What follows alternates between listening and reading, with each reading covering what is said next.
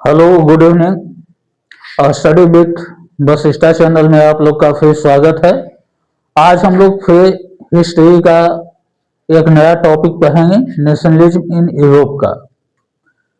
पिछले क्लास में हम लोग नेपोलियन के बारे में पढ़ चुके थे कि किस प्रकार नेपोलियन जो है 1799 में अपनी राजनीतिक शक्ति को प्राप्त करता है और उसके बाद 1804 में फ्रांस की सत्ता पर कायम हो जाता है। यानी कि फ्रांस में पुनः 1804 में राजतंत्र वापस आ जाता है।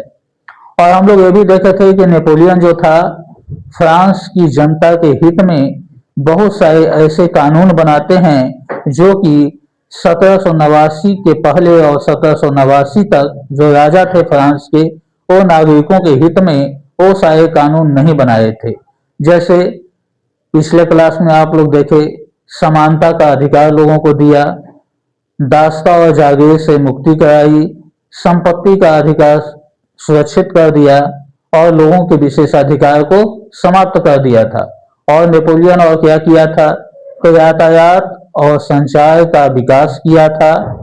तो इस प्रकार हम लोग देखे थे कि नेपोलियन ने फ्रांस में सुधार के लिए बहुत से काम किए थे और इस काम के कारण जनता के हित में जो कानून बनाए थे, तो इस कारण नेपोलियन जनता के नज़र में बहुत प्रसिद्ध हो जाता है।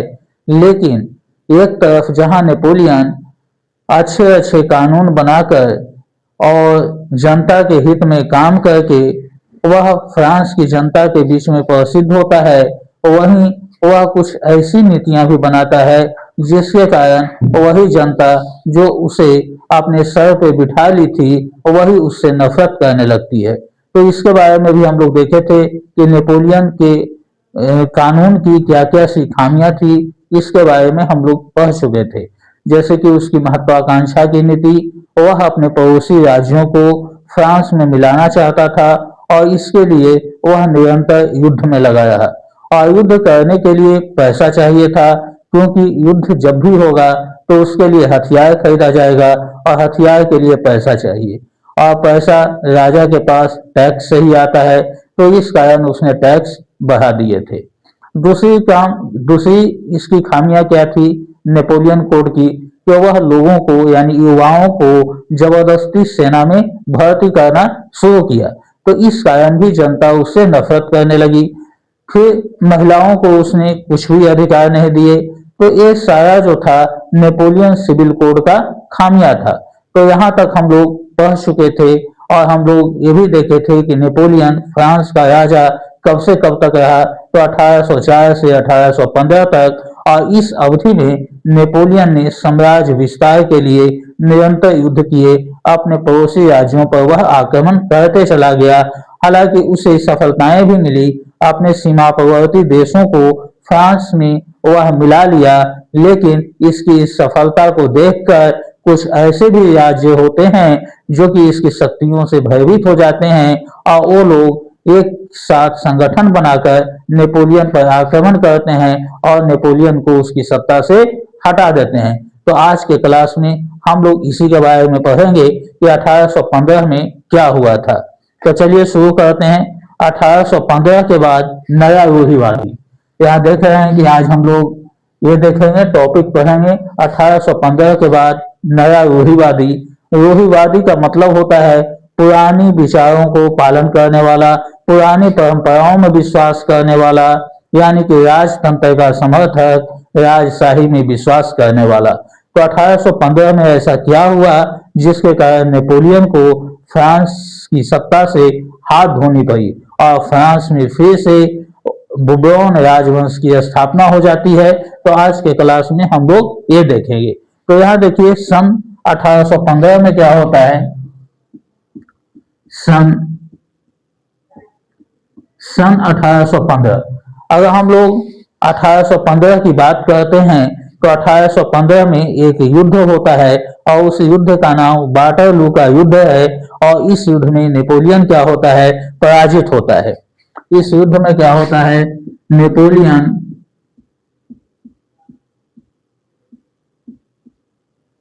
पराजित हो जाता है। कौन से युद्ध में पराजित होता है? तो वाटरलू का युद्ध। और ये वाटरलू का युद्ध जो है ये किसके किसके बीच में हुआ था? तो परायव और नेपोलियन के बीच हुआ था। ये युद्ध किसके बीच हुआ था? तो परायव वर्सेस नेपोलियन। यहां देखिए परायव का क्या मतलब है? तो पी से आपका क्या होता है? प्रूसिया। आर से रसिया, ए से ऑस्ट्रेलिया और बी से ब्रिटेन। 1815 में क्या होता है कि नेपोलियन की शक्तियों को देखते हुए जब इन देशों ने देखा कि नेपोलियन अपनी सीमा का विस्तार करने के लिए निरंतर युद्ध कर रहा है और युद्ध में इसे सफलताएं मिल रही हैं, तो एक न एक दिन नेपोलियन हमारे देश पर भी आक्रमण करेगा। ऐसा कौन कौन से देश वाले ने सोचे? तो ये जो रसिया, प्रूसिया, ऑस्ट्रिया, ब्रिटेन, इन सारे देश के राजाओं ने ये सोचा कि अगर नेपोलियन हम पे हमला करेगा तो हम अकेला नेपोलियन को पराजित नहीं कर पाएंगे। तो इसकी शक्तियों से भयभीत होकर इन चार राज्यों के राजा जो हैं आपस में संगठन बना लेते हैं और एक प्लान बनाते हैं कि नेपोलियन पर क्यों ना हम सभी मिलकर एक साथ आक्रमण करें, तभी हम नेपोलियन को क्या कर पाएंगे? हरा पाएंगे। और यही हुआ 1815 में। ये चार देश के राजा जो हैं एक संगठन बनाकर एकजुट होकर नेपोलियन पर क्या करते हैं? हमला बोल देते हैं। और इस युद्ध का जो है कि परिणाम क्या होता है? तो इस युद्ध में जीत जो है ये किसकी होती है? तो रूढ़िवादियों की जीत होती है। रूढ़िवादी यानी कि राजशाही लोगों की जीत होती है। और पराजय किसकी होती है? तो इस युद्ध का परिणाम यह होता है कि नेपोलियन पूरी तरह से पराजित हो जाता है। यानी कि 1815 में फिर से फ्रांस की स्थिति बदल जाती है और चूंकि रूढ़िवादी लोग जीत जाते हैं तो अब फ्रांस पे क्या होगा कि रूढ़िवादियों का कब्जा हो जाएगा।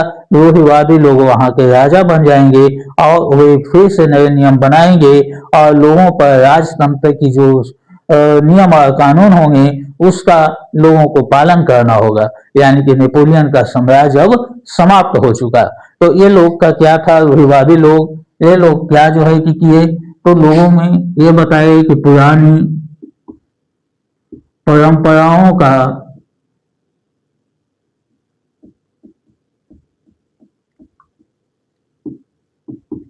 पालन करें। चूंकि जीत हासिल करने के बाद रूढ़िवादी की सत्ता फ्रांस पे हो जाती है, रूढ़िवादी लोग राजा जब बनेंगे तो वो लोगों को क्या नियम बनाएंगे कि पुरानी परंपराएं जो थी 1789 में, वही परंपराओं को लोगों का पालन करना है। और दूसरी चीज राजशाही में विश्वास। और दूसरी चीज इन लोगों का क्या था मकसद? तो राजशाही में विश्वास। यानी कि जो नियम और कानून बन चुके थे उसमें जो है कि क्या हुआ कि इसमें नेपोलियन के हारने के बाद फिर से नेपोलियन द्वारा बनाए गए कानून को रद्द कर दिया गया और रूढ़िवादी लोग का शासन जब आया तो उन लोगों ने क्या किया कि नए नए कानून बनाए। पुरानी परंपराओं का पालन करने के लिए लोगों को कहा गया और राजशाही में विश्वास करने के लिए कहा गया। चलिए आप लोग इसका स्क्रीनशॉट ले लीजिए।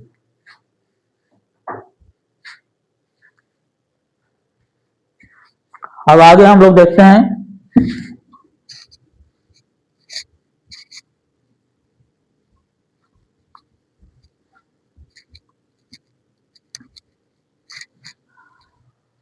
अब देखिए युद्ध हो चुका, युद्ध का परिणाम भी सामने आ चुका।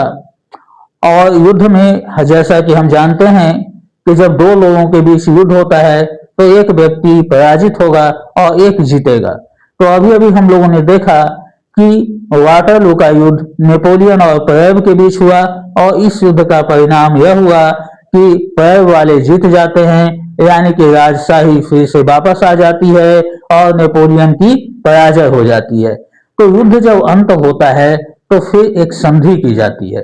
तो इस युद्ध की समाप्ति के बाद एक संधि किया गया और इस संधि के तहत युद्ध पर विराम लगाया गया। और जब संधि होती है तो हारने वाले और जीतने वालों के बीच होती है। तो जो है हारने तो हारने वाले लोग जो हैं वो जीतने वाले लोगों की शर्तों को क्या करेंगे, वो जो है कि पालन करेंगे। जीतने वाले लोगों की शर्तों को उनका मानना जो है, जो कि उनकी क्या बन जाएगी, उनकी मजबूरी बन जाएगी। तो जीतने वाले लोग अपना शर्त ला देंगे और हारने वाले लोगों को उनका पालन करना होगा। तो इस युद्ध की समाप्ति के बाद एक संधि होती है और ये संधि कहाँ होती है, तो वियना में होती है। तो इस संधि का नाम क्या रखा गया, वियना की संधि। वियना की संधि। और अगर वियना की बात करें कि वियना कहाँ है, तो वियना ऑस्ट्रिया की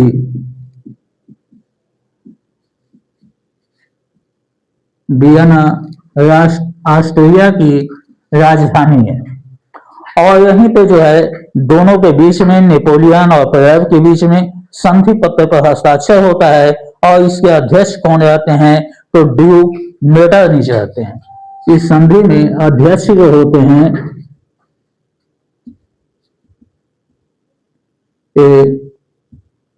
ड्यूक मेटरनिच होते हैं।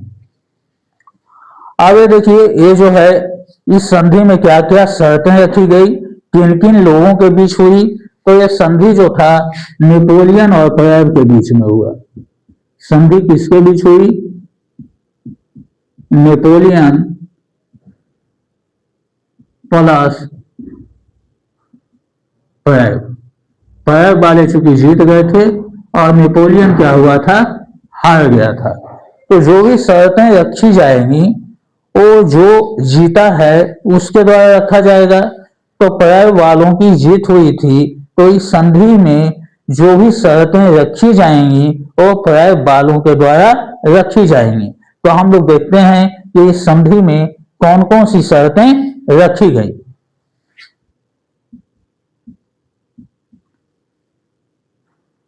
तो पहला तो ये जानना है कि ये परेव द्वारा हस्ताक्षरित होगा, क्योंकि परेव वाले क्या हुए थे, परेव वाले युद्ध को जीते थे। तो पहला पॉइंट ये है कि परेव द्वारा हस्ताक्षरित यह संधि जो होगा ये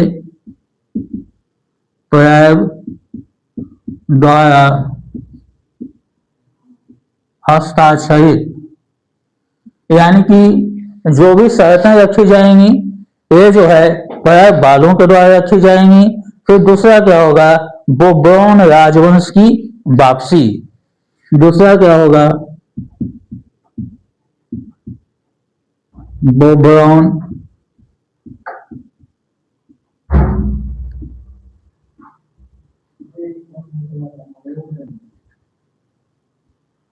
बोर्बोन राजवंश की वापसी, क्योंकि रूढ़िवादियों की क्या हुई थी, जीत हुई थी। तो रूढ़िवादी लोग ही क्या होंगे, फ्रांस के राजा बनेंगे।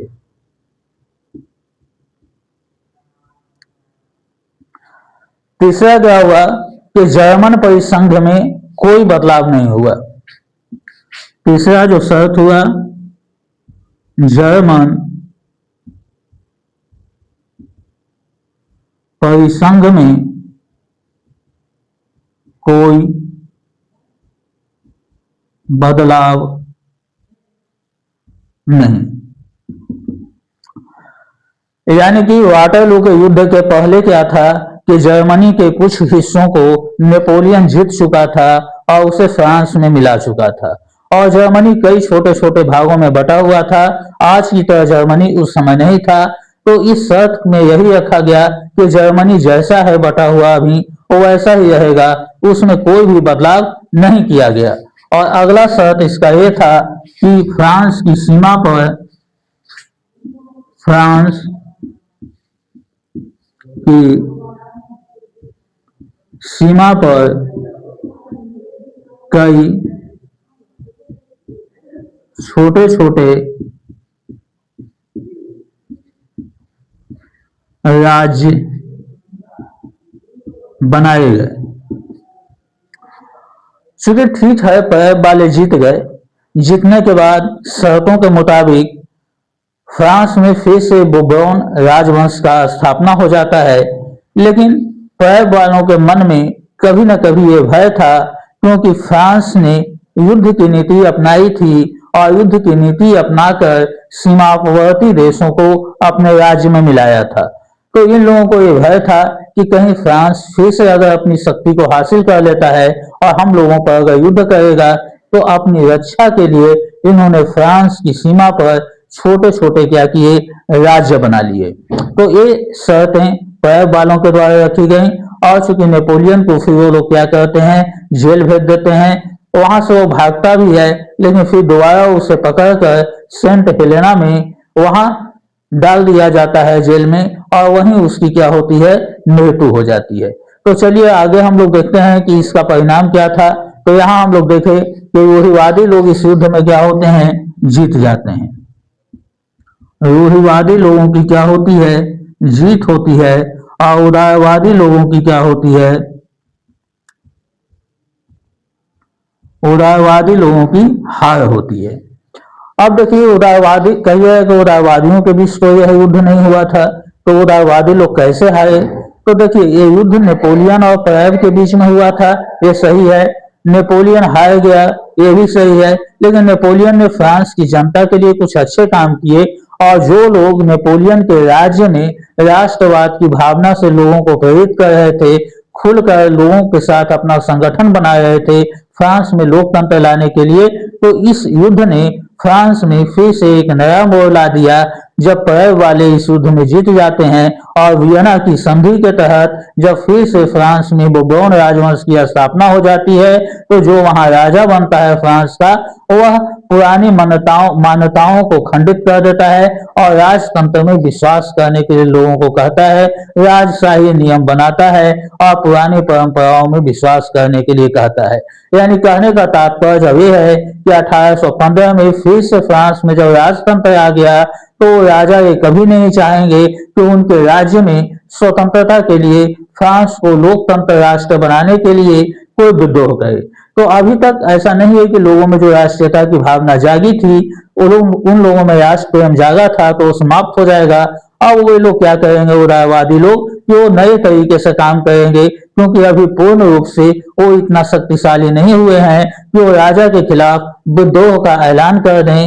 तो इसलिए जो अगर खुलकर वो जो है कि अपना संगठन बनाते हैं या राजतंत्र के खिलाफ कोई कदम अगर उठाते हैं, राजतंत्र के खिलाफ अगर लोगों को अगर भड़काते हैं, तो राजा उन्हें क्या करेगा, अपनी सेना को भेजकर उन्हें जेल में डाल देगा। तो राजा की शक्तियों से भयभीत होकर ये लोग क्या किए कि ये लोग गुप्त तरीके से काम करने लगे, यानी राष्ट्रवाद की भावना तो फैलाते ही थे यूरोप में, फ्रांस में और यूरोप में, लेकिन अब ये संगठन बिल्कुल गुप्त तरीके से काम करने लगा। यानी कि राजा से छुपकर, यानी कि इनकी योजना का, इनके प्लानिंग का, इनके तरीका का राजा को भनक भी न हो पाए, और ये अपना काम जो है कर पाए और अपनी शक्तियों को एक दिन मजबूत करके राजा के खिलाफ आंदोलन कर दें और फ्रांस में शासन पद्धति में फिर से बदलाव हो। चलिए इतना, इसका स्क्रीनशॉट ले लीजिए, इसके बाद आगे बढ़ते हैं।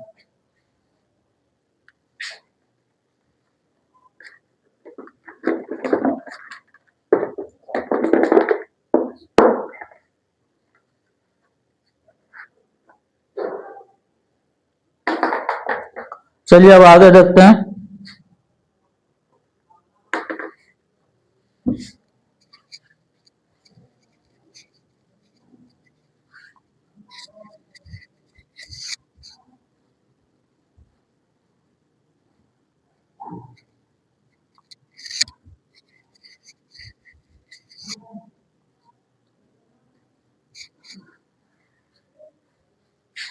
अब देखिए फ्रांस में क्या हुआ कि राजतंत्र फिर से वापस आ जाता है, रूढ़िवादी लोगों की सत्ता फिर से वापस आ जाती है।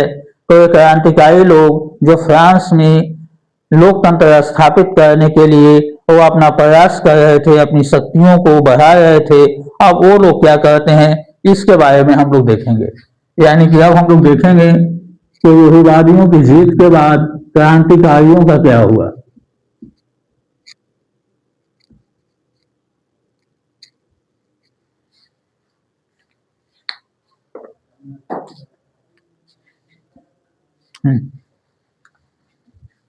अब देखिए, अब क्रांतिकारी लोग क्या होते हैं।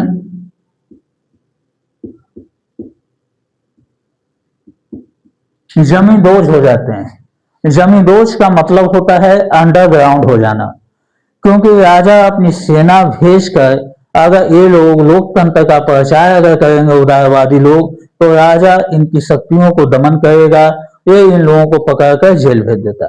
इसलिए ये लोग जो हैं राजतंत्र के खिलाफ जो भी प्लानिंग बनाते थे या राष्ट्रीयता की भावना के लिए लोगों को प्रेरित कर एक संगठन जो बनाए रहे थे वो छुप कर करने लगे, यानी कि खुले तौर पर जो पहले कर रहे थे अपना काम, तब वो छुप कर करने लगे, यानी कि अंडरग्राउंड होकर, यानी कि इनकी योजना का, इनके तौर तरीके का राजा को पता न चले। तो क्रांतिकारी लोग क्या होते हैं, जमींदोज हो जाते हैं। यानी कि जमींदोज कौन होते हैं, तो उदारवादी लोग, क्योंकि उदारवादी लोग ही जो है वह लोकतंत्र लाना चाहते थे और लोकतंत्र लाने के लिए लोगों को प्रेरित कर रहे थे।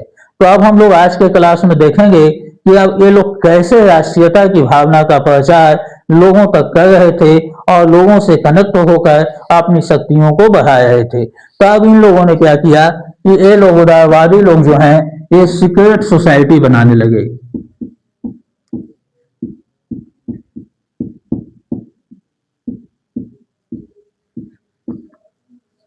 सीक्रेट सोसाइटी यानी कि गुप्त तरीके से काम करना, अपनी योजना को बनाना, लोगों तक अपनी पहुंच बढ़ाना।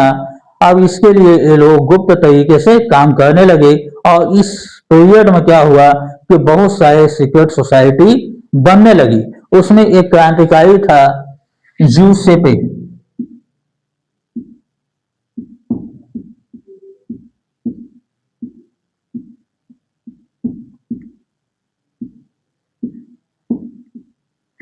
ये इटालियन क्रांतिकारी था।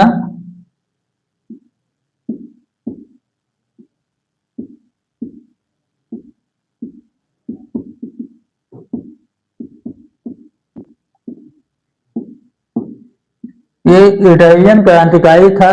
क्योंकि अब तो गुप्त संगठन बनाकर ही काम करना था, तो इटली का एक क्रांतिकारी था यूसेपे मेजनी। इसने 2 सीक्रेट सोसाइटी बनाई और सोसाइटी बनाने का मकसद यही था कि हम ज्यादा से ज्यादा लोगों के बीच में राष्ट्रीयता की भावना का प्रचार करके अपने संगठन को मजबूत करें और मौका जब आएगा, जब शक्तियां बढ़ जाएंगी, तो हम क्रांति ला देंगे। तो इसके संगठन का क्या नाम था, ये 2 जगह अपना संगठन बनाया, एक मार्साय में बनाया और एक वर्ण में बनाया। मार्साय में यंग यूरोप और वर्ण में यंग इटली। यहां देखिए, मार्साय जो है एक जगह का नाम है और वर्ण भी जो है एक जगह का नाम है। ये 2 जगहों पर ये इटली का जो क्रांतिकारी था यूसेपे मेज़िनी, इसने सीक्रेट सोसाइटी बनाई और उस सोसाइटी का क्या नाम था, यंग इटली और यंग यूरोप। मार्साय में जो संगठन बनाया उसका नाम यंग इटली था और वर्ण में जो संगठन बनाया, सोसाइटी बनाई, इसका नाम यंग यूरोप था। अब देखिए, ये जो है इसका जन्म कब हुआ था मेज़िनी का, तो ये इटली में हुआ था, इटालियन क्रांतिकारी था। इसका जन्म जो है 1804 में हुआ था। ये कहाँ हुआ था, वर्ण में हुआ था, 1804 में इसका जन्म हुआ था। और इसने 2 संगठन राष्ट्रीयता की भावना का प्रचार करने के लिए ये जो है जो कि बनाया। जेनेवा में जन्म हुआ था 1804 में, इसका जन्म जेनेवा में हुआ था। और जो है वर्ण में इसने जो है 2 संगठन बनाए थे, एक यंग इटली और यंग यूरोप। तो अब ये संगठन बनाकर क्या किया कि लोगों के बीच में राष्ट्रीयता की भावना का प्रचार और प्रसार कर रहा था, ताकि इसकी शक्तियां मजबूत हों, उदारवादियों की शक्तियां मजबूत हों, और जब ये लोग काफी शक्तिशाली हो जाएंगे तो राजतंत्र का विद्रोह करेंगे और फिर से एक नए तरीके से शासन पद्धति को कायम करेंगे। अब यहाँ देखिए, अब ये लोग जो थे उदारवादियों का क्या था मकसद कि राजशाही का विरोध करें, यानी कि ये सारे संगठन जो बन रहे थे ये राजतंत्र का विरोध करने के लिए बन रहा था और लोगों में राष्ट्र प्रेम की भावना का विकास करने के लिए बन रहा था। यानी कि लोकतंत्र के सिद्धांत, दूसरा मकसद क्या था कि लोकतंत्र के सिद्धांत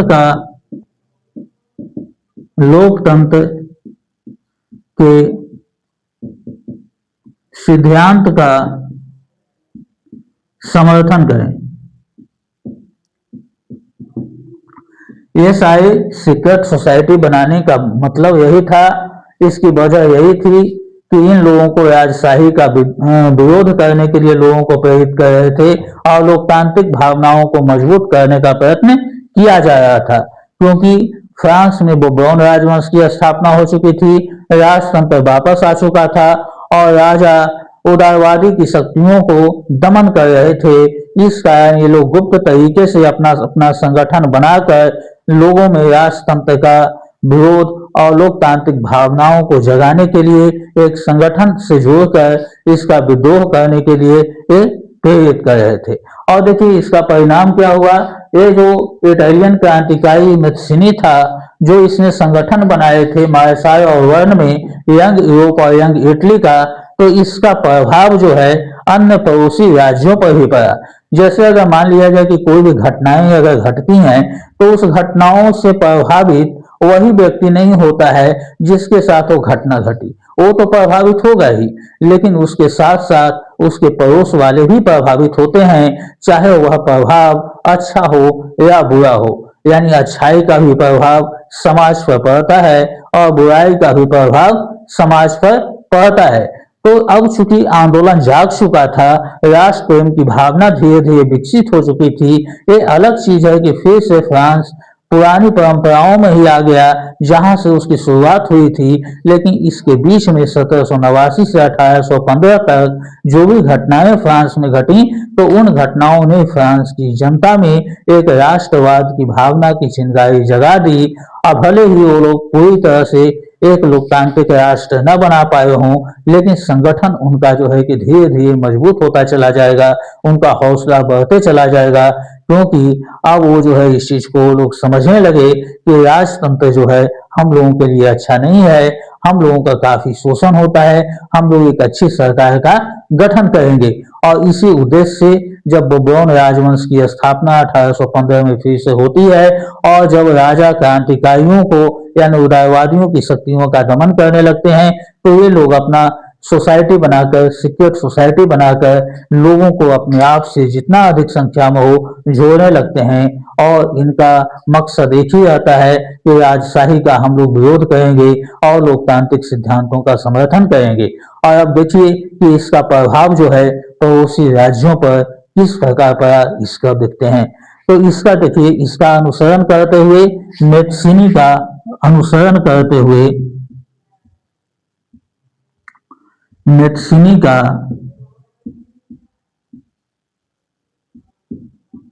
अनुसरण करते हुए देखिए, इसका अनुसरण करते हुए कई राज्य जो हैं जर्मनी, फ्रांस, स्विट्जरलैंड, पोलैंड, ये सब में भी जो है सीक्रेट सोसाइटियां बननी शुरू हो गई। अनुसरण करते हुए जर्मनी, इटली, स्विट्जरलैंड,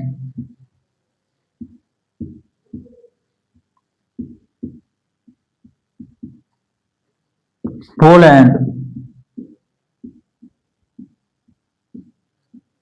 में भी सीक्रेट सोसाइटी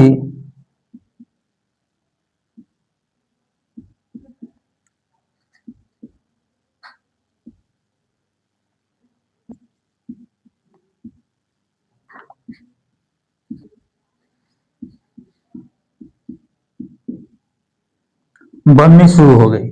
पहला सीक्रेट सोसाइटी युद्धक्षेत्र जो था मैत्सिनी, वो जो है बनाया यंग इटली और यंग यूरोप तो इसी का अनुसरण करते हुए और भी पड़ोसी राज्य जो थे, चाहे जर्मनी हो, फ्रांस हो, स्विट्जरलैंड हो, और भी कई राज्य छोटे मोटे जो थे, वहां पर भी सीक्रेट सोसाइटी बनने लगी। यानी कि अब हम देख रहे हैं कि लोकतंत्र की भावना का विकास फ्रांस के साथ साथ यूरोप के अन्य राज्यों में भी हो रहा है। यानी कि क्रांति की चिंगारी जो है अब लोगों में जग चुकी है। अब वो लोगों में राष्ट्र के प्रति प्रेम की भावना का विकास हो रहा है। वो अपनी शक्तियों को एकत्र करने में लगे हुए हैं, और जब इनकी शक्तियां एकत्र हो जाएंगी और मौका जिस समय मिलेगा, वो उस समय ये लोग क्या करेंगे कि ये फ्रांस में विद्रोह कर देंगे। फिर ये फ्रांस में जो विद्रोह होगा तो इसमें अचानक परिवर्तन होगा, और ये परिवर्तन की चिंगारी यूरोप के अन्य राज्यों में भी दिखाई देगी, और हर एक राज्य अपने आप में लोकतांत्रिक सरकार बनाने में लग जाएंगे, और वहां की जनता जो है राजशाही का विरोध करने लगेगी। तो चलिए इसका स्क्रीनशॉट ले लीजिए, इसके बाद आगे देखते हैं।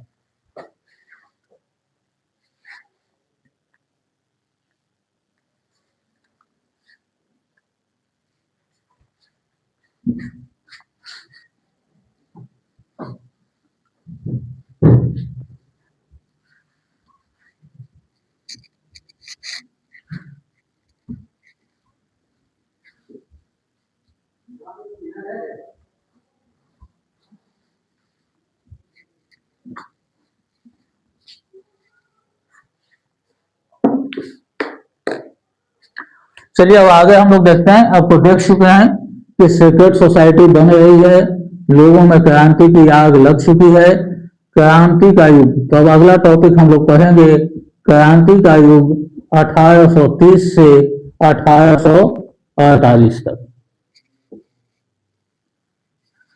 यूरोप में 1830 से 1848 तक का जो समय था वो क्रांति का समय माना जाता है, क्योंकि हम लोग देखे अभी अभी कि 1815 में बोबर्न राजवंश की स्थापना के पश्चात जब राजतंत्र आया और राजा उदारवादी की शक्तियों का दमन करने लगे, तो उदारवादियों ने जमींदोज होकर, यानी कि राजा से छुपकर गुप्त तरीके से कई संगठन बनाने शुरू कर दिए, जिसकी शुरुआत यूसेपे मेजी ने कि यंग इटली और यंग यूरोप बनाकर, जो कि एक इटालियन क्रांतिकारी था, और इसी का प्रभाव यूरोप के अन्य राज्यों पर पड़ता है। और चाहे वे राज्य स्विट्जरलैंड हो, जर्मनी हो या पोलैंड हो, हर राज्यों में सीक्रेट सोसाइटी बननी शुरू हो जाती है, और इन लोगों का मकसद एक ही रहता है, राजतंत्र का विद्रोह और लोकतंत्र का समर्थन करना। अब 1815 से ये लोग इस प्रकार जो है कि अपना संगठन बनाकर अपनी शक्तियों को मजबूत करने में लग जाते हैं, और वो दौर आ जाता है जब इन लोगों की यानी उदारवादियों की शक्तियां जो हैं काफी मजबूत हो जाती है, और अब वे लोग क्या करेंगे कि राजतंत्र के खिलाफ खुलकर विद्रोह शुरू कर देंगे, और विद्रोह की आग यूरोप में 1830 से 1848 तक फैल गई। यानी कि एक एक राज्य करके धीरे धीरे अपने को स्वतंत्र कराने में लग गए। तो अब हम लोग देखेंगे कि इस क्रांति के युग में जब उदारवादी पूर्ण रूप से शक्तिशाली हो गए, उनमें क्रांति की लहर दौड़ पड़ी, तो कैसे राजतंत्र का विरोध करने लगे। तो अब हम लोग देखते हैं कि ये किसके बीच में हुआ ये क्रांति। तो उदारवादी वर्सेस रूढ़िवादी, यानी उदारवादी और रूढ़िवादियों के बीच हुआ। यानी रूढ़िवादी का मतलब हुआ राजशाही में विश्वास करने वाले राजा के खिलाफ, और राजा के खिलाफ किसने किया, तो उदारवादियों ने शुरू किया। तो अब देखिए ये सबसे पहले कहाँ हुआ, तो सबसे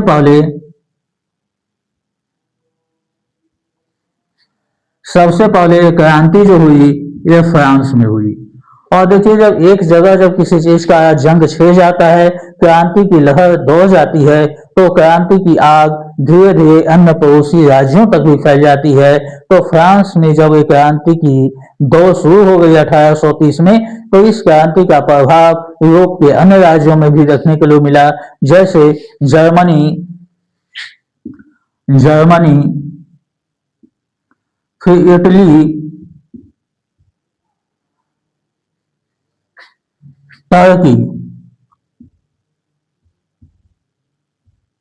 ऑटोमन एम्पायर,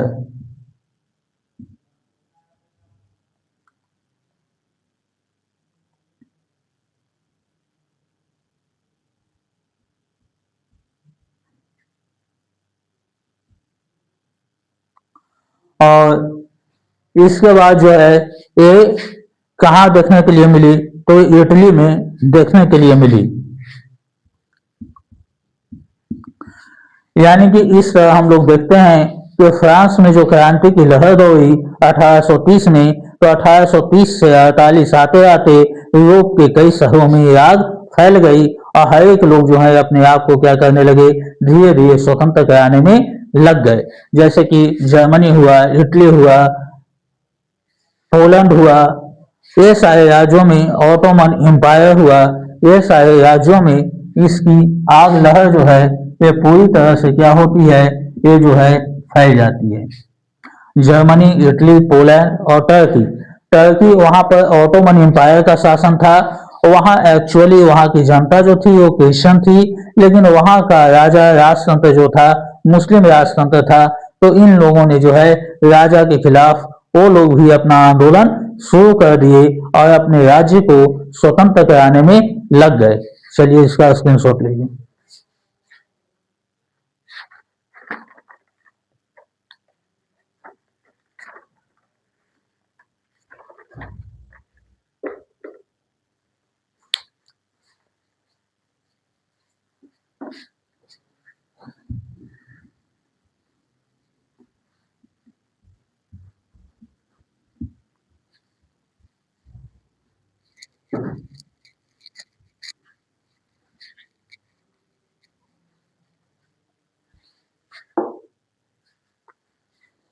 अब देखिए हम लोग क्रांति का दौर अभी देखे कि 1830 से 1848 में फ्रांस से जो क्रांति शुरू होती है यह यूरोप के अलग अलग हिस्सों में, अलग अलग राज्यों में फैल जाती है। तो अब हम एक एक करके हर एक राज्यों का देखेंगे कि किस तरह जो है उदारवादियों ने इस क्रांति का आह्वान कर राजतंत्र का विरोध किया और वहां की सत्ता को परिवर्तित करके एक नई शासन व्यवस्था शुरू किया।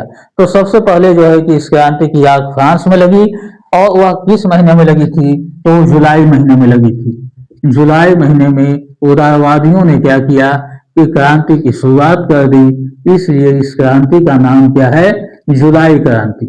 और यह कब हुई थी, ये 1830 में हुई थी। और यह क्रांति जो है जो कि कहाँ हुई थी 1830 में, तो ये क्रांति फ्रांस में शुरू हुई 1830 ईस्वी में और उसके बाद अन्य राज्यों में फैल गई। तो यहाँ देखिए फ्रांस में क्या होता है,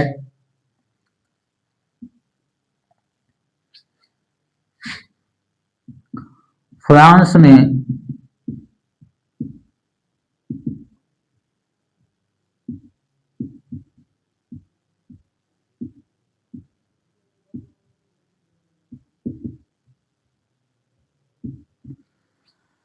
चूंकि जो उदारवादी लोग गुप्त तरीके से काम कर रहे थे, 1830 आते आते इनकी शक्तियां बढ़ जाती हैं और 1830 में पहला विद्रोह जो है राजतंत्र के खिलाफ फ्रांस में जुलाई में के महीने में देखने के लिए मिलता है, इसलिए इसको जुलाई क्रांति कहते हैं। और यहाँ जो है कि क्या हुआ कि पहला उथल पुथल जो है फ्रांस में 1830 में शुरू हो गया। उदारवादी क्रांतिकारियों ने क्या किया कि बुबौन राजाओं को उखाड़ फेंका। जब चूंकि क्रांति होगी तो क्रांति का यही मकसद था कि राजतंत्र को हम समाप्त कर दें और जो है एक नई सरकार का गठन करें। तो उदारवादी लोग जो थे वो क्या किए, उदारवादियों ने बुबौन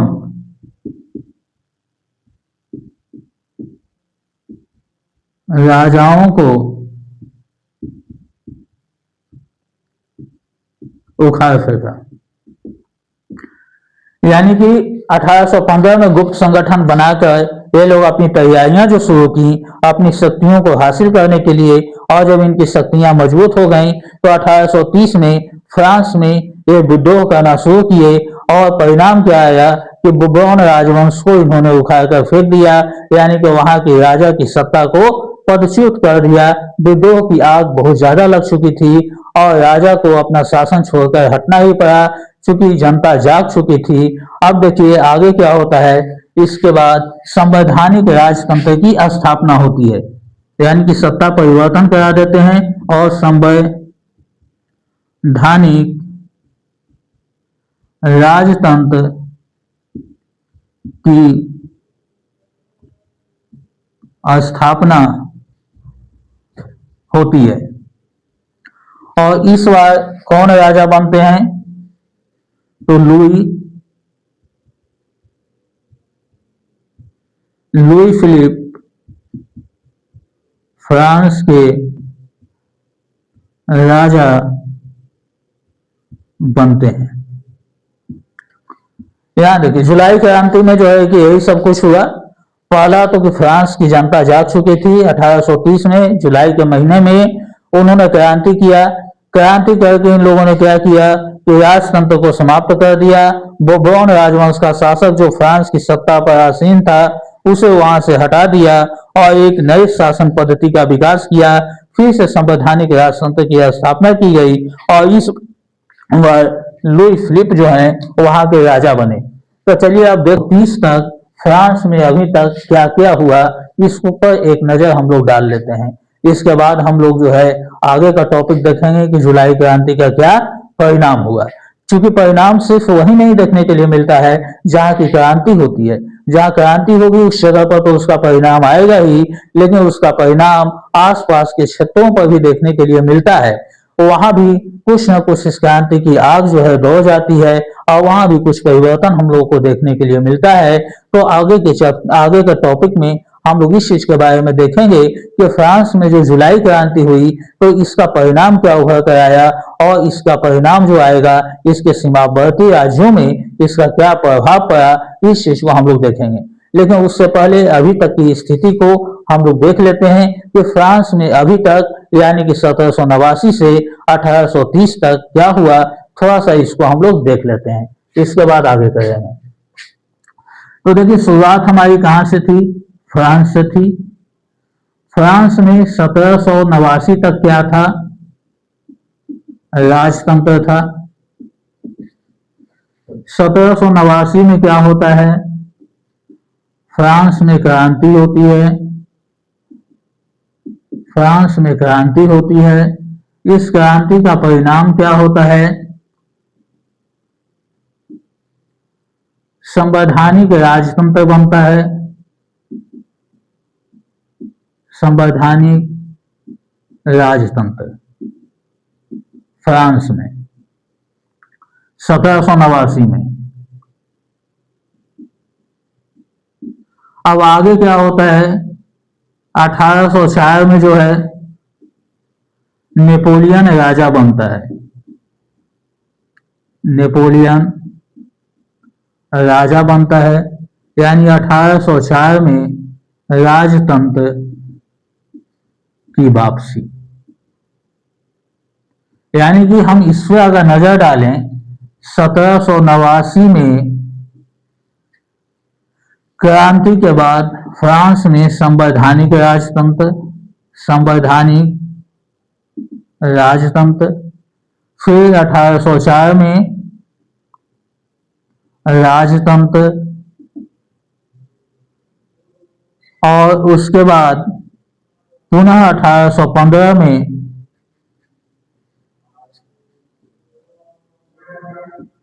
बोर्बोन वंश की स्थापना, यानी कि राजा बनता है बोर्बोन वंश का लोग, यानी कि राजतंत्र फिर वापस आता है। अब इसके आगे क्या होता है? 1830 में फिर क्रांति आती है और 1830 में क्या होता है?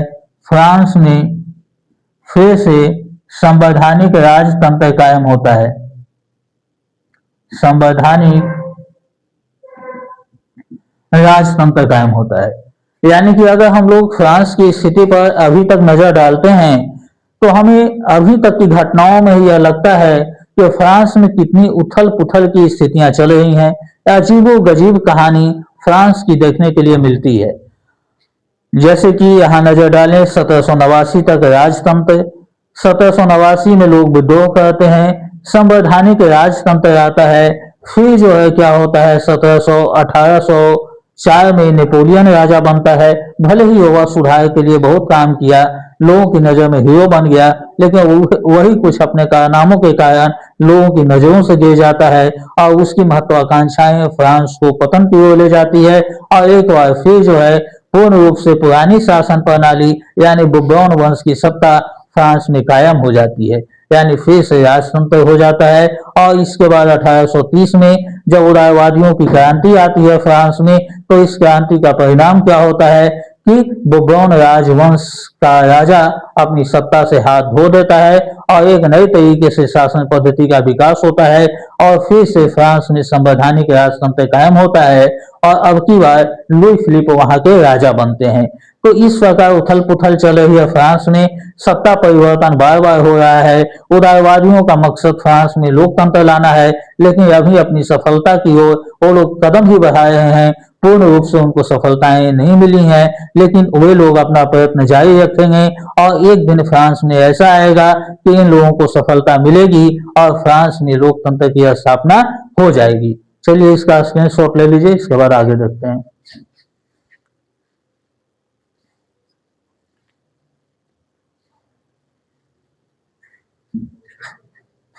अब देखिए हम लोग देखते हैं जुलाई क्रांति का क्या परिणाम हुआ।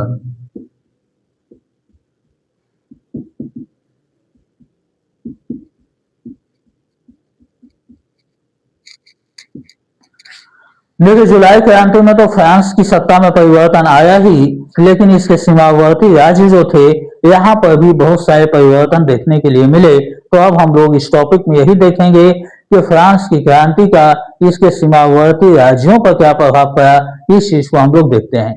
तो देखिए नीदरलैंड के यूनाइटेड किंगडम से नीदरलैंड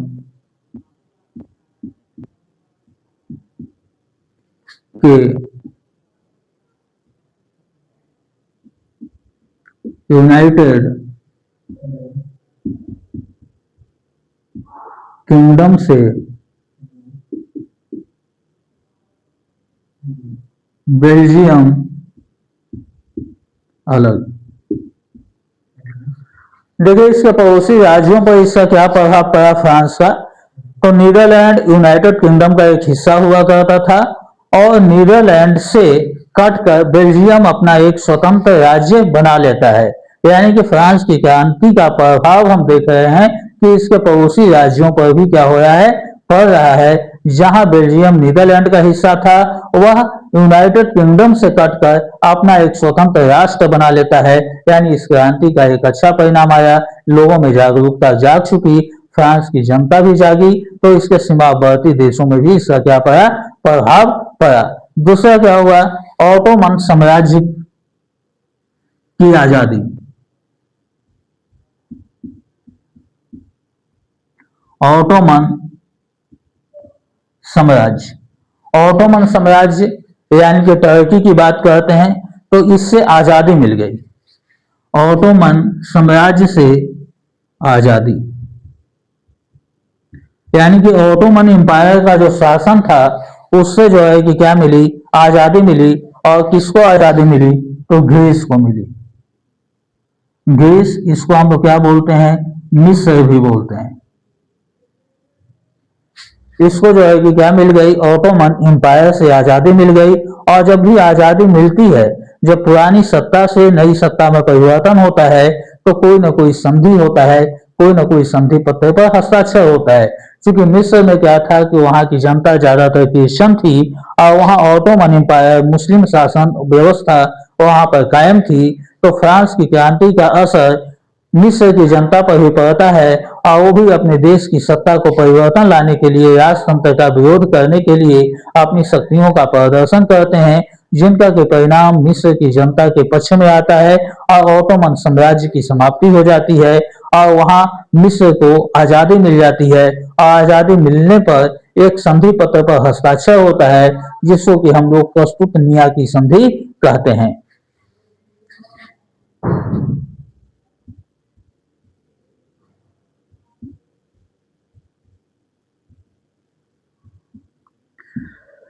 इस प्रकार हम लोग देखते हैं कि जुलाई 1830 आते आते क्रांति की आग यूरोप में धीरे धीरे फैलने लगी।